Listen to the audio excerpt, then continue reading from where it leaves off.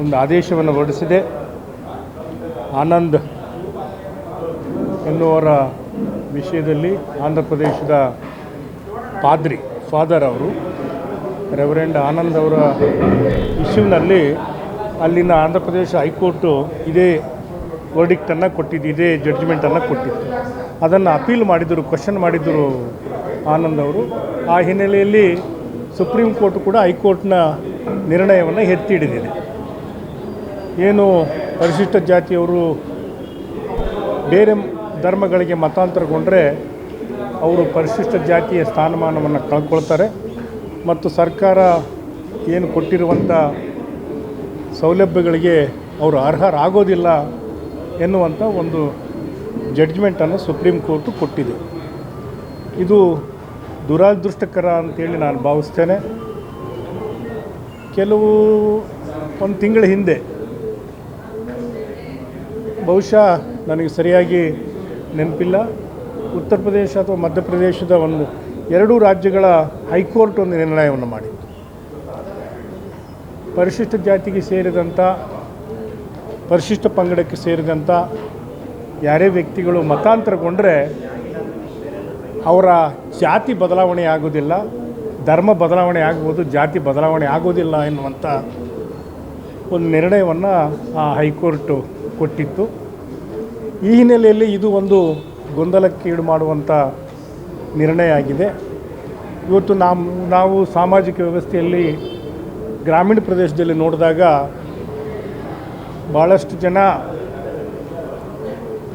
ಕ್ರೈಸ್ತ ಧರ್ಮದ ಆಚರಣೆಯಲ್ಲಿ ಪರಿಶಿಷ್ಟ ಜಾತಿ, ಪರಿಶಿಷ್ಟ ಪಂಗಡ, ಬೇರೆ ಬೇರೆ ಸಮುದಾಯಗಳು ಸೇರಿವೆ. ಅವರೆಲ್ಲರೂ ಕೂಡ ಕ್ರಿಶ್ಚಿಯನ್ ಧರ್ಮವನ್ನು ಪಾಲನೆ ಮಾಡಿದರೂ ಕೂಡ ಅಲ್ಲಿನ ಸಾಮಾಜಿಕ ವ್ಯವಸ್ಥೆಯಲ್ಲಿ ಅವರನ್ನು ಮಾದಿಗರು ಸೇರ್ಪಡೆ ಆಗಿದ್ದರೆ, ಮತಾಂತರಗೊಂಡಿದ್ದರೆ ಅವರನ್ನು ಮಾದಿಗರಂತೆ ಹೇಳ್ತಾರೆ.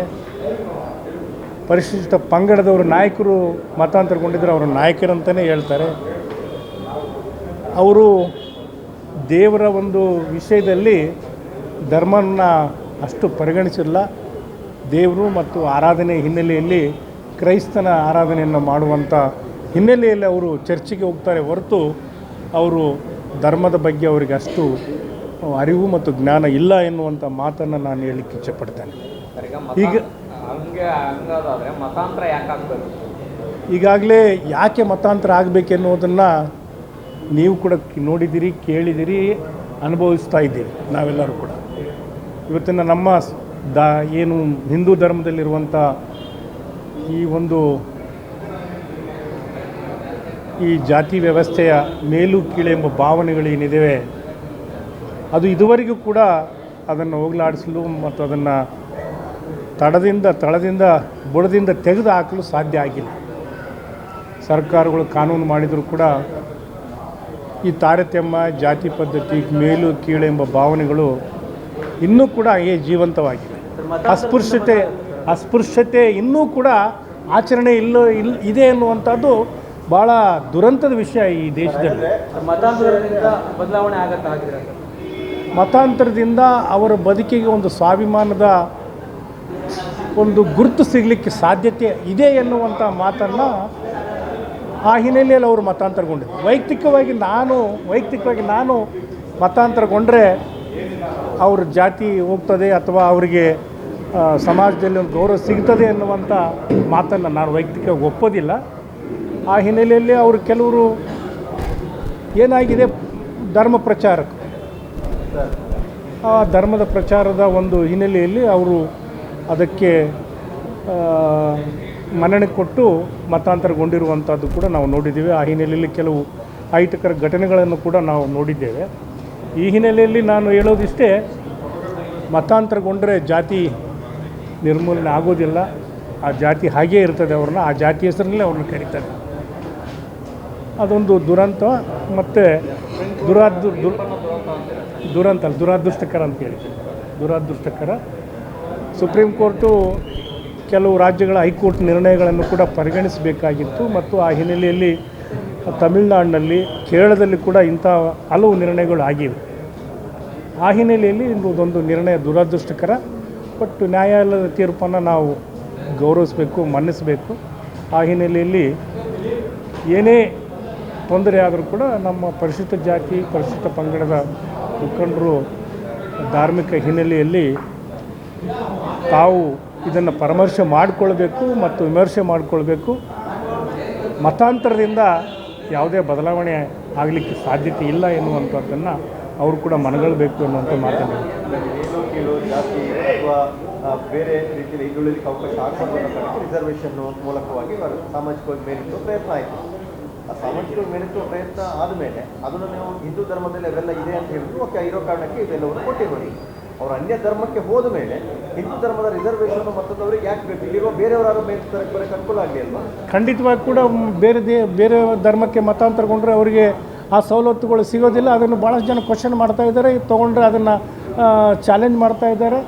ಅದು ಕೋರ್ಟು ಕಚೇರಿಗಳೆಲ್ಲ ನೋಡ್ತಾ ಇವೆ. ಅವು ಹಾಗೆ ಸುಮ್ಮನೆ ಮತಾಂತರಗೊಂಡ ನಂತರ ಕೂಡ ಅವರು SC ಒಂದು ಪ್ರಮಾಣ ಪತ್ರದ ಮೇಲೆ ಸವಲತ್ತುಗಳನ್ನು ಪಡೆಯುವಂಥ ಉದಾಹರಣೆಗಳು ಭಾಳ ಕಡಿಮೆ. ಬೇರೆ ಬೇರೆ ಕಿದ್ದಲ್ಲಿ ಕೂಡ ಅಲ್ಲಿ ಆ ಭಾಗದಲ್ಲಿ ಅದನ್ನು ಪ್ರಶ್ನೆ ಮಾಡ್ತಾರೆ. ಅದು ಕೋರ್ಟಲ್ಲಿ ನಡೀತಾ ಇದೆ ವಾದಗಳು. ನನ್ನ ವೈಯಕ್ತಿಕ ವಿಚಾರ, ಮತಾಂತರ ಆದರೆ ಜಾತಿ ಬದಲಾವಣೆ ಆಗೋದಿಲ್ಲ ಅನ್ನೋದನ್ನು ಸ್ಪಷ್ಟಪಡಿಸಿದೆ. ಜಾತಿ ಹಾಗೇ ಉಳಿತದೆ, ಧರ್ಮ ಬೇರೆ. ಮತಾಂತರಗೊಂಡರೂ ಕೂಡ ಆ ಜಾತಿ ಇರೋದರಿಂದ ವ್ಯವಸ್ಥೆಯಲ್ಲಿ ಆ ಜಾತಿಯಿಂದೇ ಅವರನ್ನು ಕರೆಯೋದ್ರಿಂದ ಆ ಒಂದು SC ಸರ್ಟಿಫಿಕೇಟ್ ಅವರಿಗೆ ಕೊಡಬೇಕು, ಆ ಸವಲತ್ತುಗಳನ್ನು ಕೊಡಬೇಕು ಎನ್ನುವಂಥದ್ದು ನನ್ನ ವೈಯಕ್ತಿಕ ಅಭಿಪ್ರಾಯ. ಬೇರೆ ಧರ್ಮ ಬೇರೆ, ಅಲ್ಲಿ ರಿಸರ್ವೇಷನ್ ಇಲ್ಲ ಅಥವಾ ಅಲ್ಲಿ ನಾನು ಉದಾಹರಣೆ ಹೇಳ್ತಿದ್ದೇನೆ. ಈಗ ತಾರತಮ್ಯ ಯಾಕೆ? ಸಿಖ್ ಧರ್ಮಕ್ಕೆ ಮತಾಂತರಗೊಂಡ್ರೆ ಅವರಿಗೆ SC ಸರ್ಟಿಫಿಕೇಟ್ ಕೊಡ್ತೇವೆ, ಸವಲತ್ತುಗಳನ್ನು ಕೊಡ್ತೇವೆ. ಬೌದ್ಧ ಧರ್ಮಕ್ಕೆ ಮತಾಂತರಗೊಂಡ್ರೆ ಅವರಿಗೆ SC ಸರ್ಟಿಫಿಕೇಟ್ ಕೊಡ್ತೇವೆ, ಅವರಿಗೆ ಸವಲತ್ತುಗಳನ್ನು ಕೊಡ್ತೇವೆ. ಹೀಗಾಗಿ ಯಾಕೆ ಕ್ರಿಶ್ಚಿಯನ್ ಧರ್ಮಕ್ಕೆ ಕೊಟ್ಟರೆ ಭಾರತದಲ್ಲಿ ಉದಯಿಸಿರುವಂಥ ಧರ್ಮವೇ ಬೇರೆ, ಪಾಶ್ಚಾತ್ಯ ಧರ್ಮವೇ ಬೇರೆ ಅನ್ನುವಂಥದ್ದು ಕಾನ್ಸೆಪ್ಟ್ನ ಆಧಾರದಲ್ಲಿ ಅದನ್ನು ಆ ಥರ ಪರಿಗಣನೆ ತಗೊಂತಾರೆ. ಅದನ್ನು ಯಾರು ನಿರ್ಣಯ ಮಾಡಿದ್ದಾರೆ? ಭಾರತದಲ್ಲೇ ಇದಾಗಿರುವಂಥ ಧರ್ಮಗಳಿಗೆ ಮಾತ್ರ ಕೊಡಬೇಕು ಅಂತೇಳಿ ಏನಾದರೂ ಸಂವಿಧಾನದಲ್ಲಿ ಅದು ಸ್ಪಷ್ಟವಾಗಿ ಏನಾದರೂ ಇದೆ ಏನು? ಅಂಥದ್ದು ಯಾವುದು ಸಂವಿಧಾನದಲ್ಲಿ ಉಲ್ಲೇಖ ಇಲ್ಲಲ್ಲ. ಕೋರ್ಟ್ ತೀರ್ಪು ಕೊಡುವಾಗ ಕೂಡ ಸ್ಪಷ್ಟವಾಗಿ ಉಲ್ಲೇಖ ಮಾಡಿದೆ. ಬೌದ್ಧ ಧರ್ಮ ಅಥವಾ ಇತರ ಧರ್ಮ ಇದಕ್ಕೆ ಮತಾಂತರ ಆಗೋದು, ಇಲ್ಲಾಂದರೆ ಕ್ರಿಶ್ಚಿಯನ್ ಧರ್ಮ ಅಥವಾ ಇನ್ನಿತರ ಬೇರೆ ಧರ್ಮಗಳಿಗೆ ಮತಾಂತರ ಮಾತ್ರ. ಬೇರೆ ಧರ್ಮಗಳಿಗೆ ಮತಾಂತರಗೊಂಡು ಈ ತಾರತಮ್ಯ ಯಾಕೆ ಅನ್ನೋದನ್ನು ಪ್ರಶ್ನೆ ಮಾಡ್ತಾ ಇದ್ದೀನಿ. ಪ್ರೋತ್ಸಾಹ ಪ್ರಶ್ನೆ ಇಲ್ಲ, ನಾವು ವೈಯಕ್ತಿಕ ವಿಚಾರ. ಅದು ಪ್ರೋತ್ಸಾಹದ ಮಾತಲ್ಲ. ನಾನೇನು ಧರ್ಮ ಪ್ರಚಾರಕ್ಕೆಲ್ಲ ಹೋಗಿ ನಾನು ಪ್ರಚಾರ ಮಾಡಿ ಮತಾಂತರ ಪ್ರಶ್ನೆ ಸರ್, ಇಲ್ಲಿ ಸರಿಯಾಗಬೇಕು ಅನ್ನೋದು ಅನುಮಾನ ಇಲ್ಲ.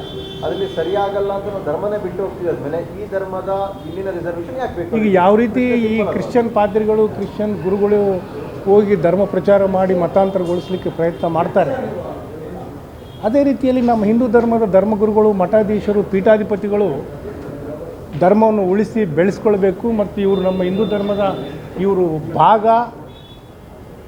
ನಮ್ಮ ಹಿಂದೂ ಧರ್ಮದವರಂಥ ಒಂದು ವಿವೇಕದ ಮೇಲೆ ಯಾಕೆ ಅವರ ಮನವೊಲಿಸಬಾರ್ದು? ಯಾಕೆ ಈ ಅಸ್ಪೃಶ್ಯತೆ ನಿವಾರಣೆ ಹಿನ್ನೆಲೆಯಲ್ಲಿ ಅವ್ರದ್ದಾದ ಒಂದು ಚಳುವಳಿ ಮಾಡಬಾರ್ದು? ಇದು ನನ್ನ ಪ್ರಶ್ನೆ. ಅವ್ರ ಧರ್ಮ ರಕ್ಷಕರಲ್ಲ. ನಮ್ಮ ಮಠಾಧೀಶರು, ಪೀಠಾಧಿಪತಿಗಳು ನಮ್ಮ ಧರ್ಮ ರಕ್ಷಕರು.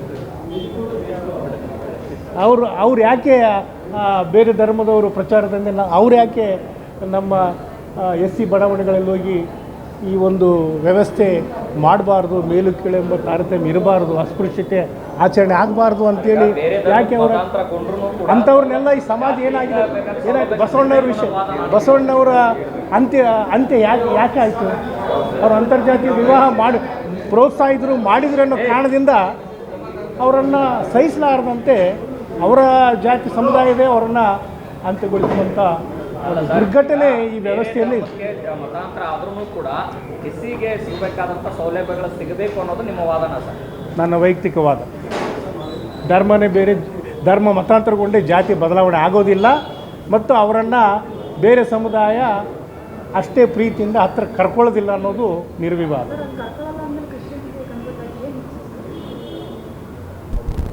ವಿಷಯ ವೈಯಕ್ತಿಕವಾಗಿ ಅವರಿಗೆ ಸ್ವಾಭಿಮಾನದ ಬದುಕಬೇಕು. ಒಂದು ನಿನ್ನೆ ನಾವು ಮರ್ಯಾದೆ ಹತ್ಯೆ ಒಂದು ಬಿಲ್ ಮೇಲೆ ಚರ್ಚೆ ಮಾಡುವಂಥ ಸಂದರ್ಭದಲ್ಲಿ ಭಾಳಷ್ಟು ನಮ್ಮ ಶಾಸಕರುಗಳು ಅವರು ಅನುಭವಿಸಿದಂಥ ಅನುಭವಗಳನ್ನು ಹಂಚಿಕೊಂಡ್ರು. ಒಂದು ಸಂದರ್ಭ ಇತ್ತೀಚಿನ ಉದಾಹರಣೆಗಳನ್ನು ಕೂಡ ಕೊಟ್ಟರು. ದೇವಸ್ಥಾನದಲ್ಲಿ ಪ್ರವೇಶ ಇಲ್ಲ. ಒಂದು ದೇವಸ್ಥಾನದಲ್ಲಿ ಪ್ರವೇಶ ಆದದಕ್ಕೆ ಆ ಊರಿನಲ್ಲಿ ದೊಡ್ಡ ಗಲಾಟೆ ಆಯಿತು. ಊರು ಬಿಡಿಸುವಂಥ ಒಂದು ಪರಿಸ್ಥಿತಿ ನಿರ್ಮಾಣ ಆಯಿತು. ಗುರುಮಿಟ್ಕಲ್ನಲ್ಲಿ ಯಾವುದೋ ಒಂದು ಮದುವೆಗೆ ಬಂದಂಥ SC ಕುಟುಂಬ ಮದುವೆ ಆದ ನಂತರ ವಿಶ್ರಾಂತಿಗಾಗಿ ಬಿಸಿಲಿನಲ್ಲಿ ದೇವಸ್ಥಾನದ ಕಟ್ಟೆ ಮೇಲೆ ಕುಳಿತಕ್ಕೋಸ್ಕರ ಅವರನ್ನು ಮನಸಾ ಇಚ್ಛಾ ಥಳಿಸಿ ಅಲ್ಲಿಂದ ಓಡಿಸಿದಂಥ ಪ್ರಸಂಗವೂ ಕೂಡ ಒಂದು ವಾರದ ಕೆಳಗೆ ನಡೆದಂಥ ಘಟನೆ. ಹೀಗಾಗಿ ಎಲ್ಲ ಹಿನ್ನೆಲೆಯಲ್ಲಿ ಅವರು ಆಕ್ರೋಶಗೊಂಡು ಮತಾಂತರಗೊಳ್ಳುವಂಥ ಪರಿಸ್ಥಿತಿ ನಿರ್ಮಾಣ ಆಗಿದೆ ಹೊರತು ಅವರು ಸ್ವತಃ ಇಚ್ಛೆಯಿಂದ ಅವರೇನು ಹೋಗ್ತಾಯಿಲ್ಲ.